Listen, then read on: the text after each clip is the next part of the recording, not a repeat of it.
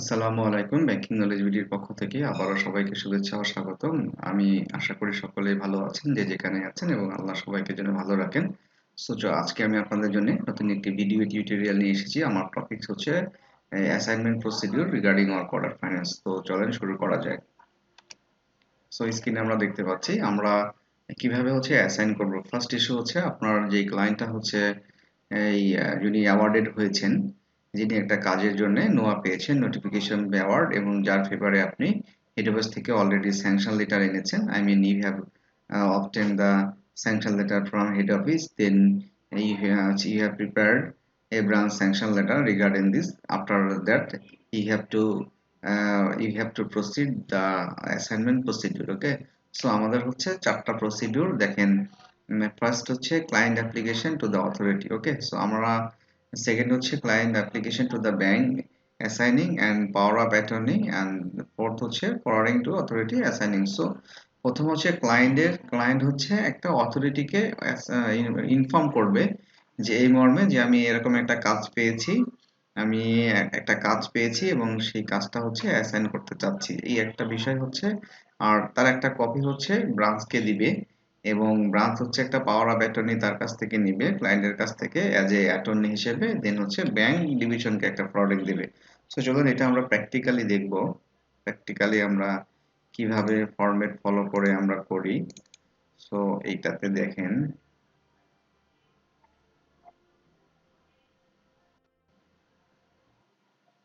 এটা হচ্ছে একটা ফরওয়ার্ডিং এর ফরম্যাট। এটা একটা ক্লায়েন্ট, এটা একটা হচ্ছে ক্লায়েন্ট, উনি হচ্ছে একটা ফার্মের হচ্ছে প্রোপাইটার।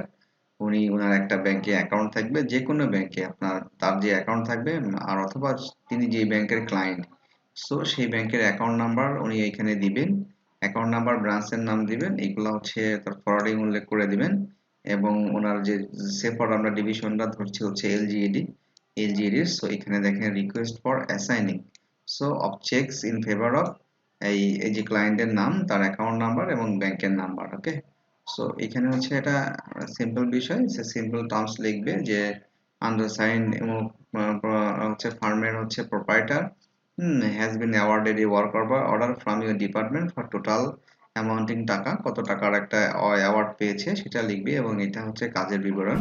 তার হচ্ছে ইজিবি টেন্ডারের প্রসিডিউরে পেয়েছে, এখানে কাজের ডিটেলসটা থাকবে, এবং কন্ট্রাক্ট আইডি এবং ডেটটা, আর হচ্ছে কন্ট্রাক্ট অ্যামাউন্টটা থাকবে।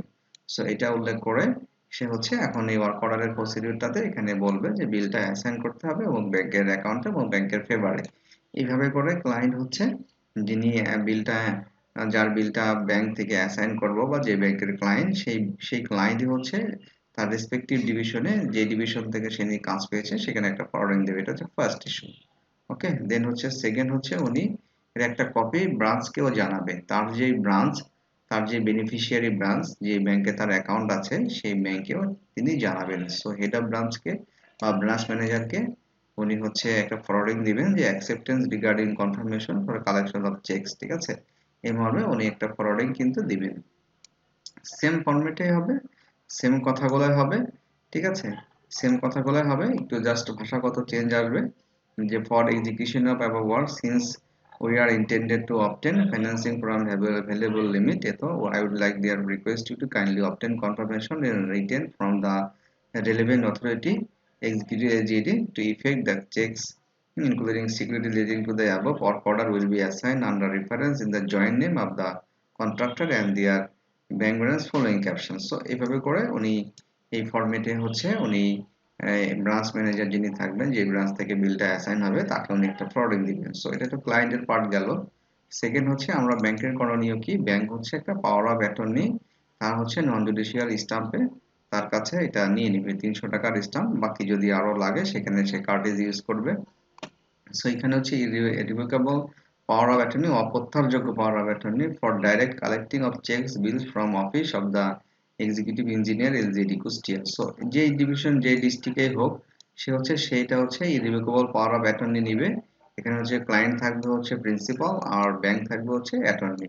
সো এখানে হচ্ছে অ্যাটর্নি হিসেবে কি কি রাইটস থাকবে, এভরিথিং তার এই ক্লায়েন্টের ফেভারে হচ্ছে চেক, ড্রাফটস, হ্যাঁ, প্রমিজারি নোট, এভরিথিং হচ্ছে সে হচ্ছে সিগনেটারি থাকবে। সো এখানে বিষয় হচ্ছে যে এখানে দিবে তাকে হচ্ছে যে চেক বা বিলের টাকাগুলা মানে সে রিকভারি করতে পারবে বা কালেকশন করতে পারবে, সেই বিষয় হচ্ছে কোন অ্যাকাউন্টে এবং কোন ব্যাংকে সেটা এখানে উল্লেখ করা থাকবে, এবং পার্টিকুলারস অফ ওয়ার্ক অর্ডার, কোন কোন ওয়ার্ক অর্ডারের এগেইনস্টে টোটাল যে ভ্যালুটা আসছে সেই ওয়ার্ক অর্ডারের এই টোটাল নাম্বার এগুলো লেখা থাকবে, কোন কোন টেন্ডার আইডিতে সে হচ্ছে বিলগুলো অ্যাসাইন হচ্ছে এবং কত টাকার সেইটা টোটাল ভাবে কিন্তু এটা যোগ করা থাকবে। So এইভাবে করে একটা দুইজন সাক্ষী থাকবে, আপনারা জানেন প্রত্যেকটা ডিডি দুইজন সাক্ষী লাগে।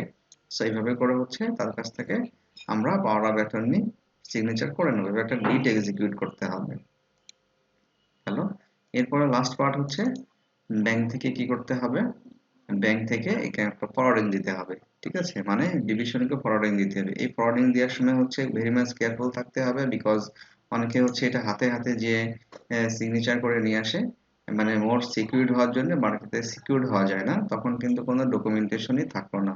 সো কি করতে হবে, you have to send the forwarding letter through proper channel, I mean আপনাকে পাঠাইতে হবে হচ্ছে রেজিস্টার্ড উইথ এডি অর হচ্ছে কোরিয়ার সার্ভিস। সো যেন এটা একটা রেকর্ড থাকে for future reference. Okay, so এটা হচ্ছে অ্যাসাইনের চিঠিটা আপনি হয় এডি অথবা কোরিয়ারে পাঠাবেন, আপনি ডিভিশনকে দেবেন, ডিভিশনকে জানাবেন যে হচ্ছে কোন কাজের এগেনস্টে আপনি কত টাকার বিলের জন্য অ্যাসাইন করছেন, সেটা ডিভিশনকে ফরওয়ার্ডিং দিলে প্রপারলি হচ্ছে অ্যাসাইন হয়ে গেল। এরপর হচ্ছে আপনি ক্লায়েন্টের থেকে আপনার যেহেতু ওয়ার্ক অর্ডার বা সাপ্লাই অর্ডার যেটাই হোক বা ব্যাংক গ্যারান্টি এই ধরনের ইস্যু হলে যে যে চার্জ ডকুমেন্ট নিতে হয় স্ট্যান্ডার্ড বা অ্যাজ ইউজুয়াল চার্জ ডকুমেন্ট, চেকের সাথে আপনি হচ্ছে অ্যারেঞ্জমেন্ট ডিসবার্সমেন্ট, হ্যাঁ, আপনার অথরিটি পুট ডেট চেকের এভরিথিং যা লাগে সেই স্ট্যান্ডার্ড চার্জ ডকুমেন্টগুলো নেবেন, নিলে আপনার এই প্রসিডিউরটা কমপ্লিট হবে। ঠিক আছে, এরপরে হচ্ছে আপনার কিন্তু টাইম টু টাইম ডিভিশনের সাথে খুব ভালো রিলেশন মেনটেন করতে হবে, এবং এই কাজের কখন কি বিলটা রিলিজ করছে তারা, কতটুকু বিল দিচ্ছে, রানিং বিল পাচ্ছে কিনা, এভরিথিং সবসময় আপনাকে টাচে থাকতে হবে ডিভিশনের, এবং সবসময় যে খোঁজ খবর নিতে হবে। দেন হচ্ছে আপনি এটাকে গ্রিপে রাখতে পারবেন। আদারওয়াইজ অনেক সময় দেখা যায় যে যে ইস্যুগুলো আমাদের গ্রিপে থাকে না, আমি আমার আগে ডিউটি রেলে বলেছি যে ক্লায়েন্ট ভালো পারফর্ম করতে পারলো না, কোনো কাজের প্রবলেম হয়ে গেল, মাল ম্যাটেরিয়ালস উনি ঠিক দিল না, তখন ডিভিশন কাজটা হেল্ড আপ করে দিল, তার বিল আটকায় দিল। হ্যাঁ, এবং অবশ্যই ডিভিশনের বিল অ্যাভেলেবল আছে কিনা অ্যাসাইনমেন্টের আগে দেখে নিতে হবে যে সত্যিকার অর্থে ফান্ড আছে কিনা ওই ডিভিশনের।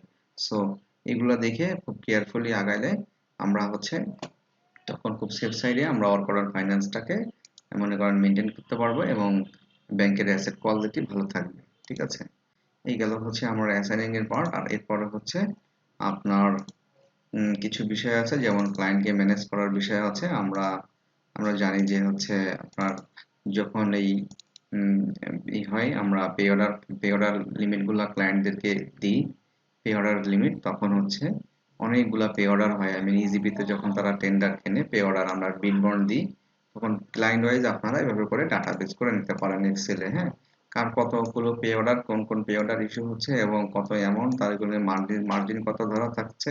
বিকজ আমরা এখন কোর ব্যাংকিং সফটওয়্যার এগুলো ইনপুট দিই, বাট কোর ব্যাংকিং সফটওয়্যার আপনি যখন কোনো পাতে ঢুকে আপনি রিপোর্টস নেবেন তখন তো ইন্ডিভিজুয়ালি ক্লায়েন্ট অনুযায়ী আসবে না, তাই না?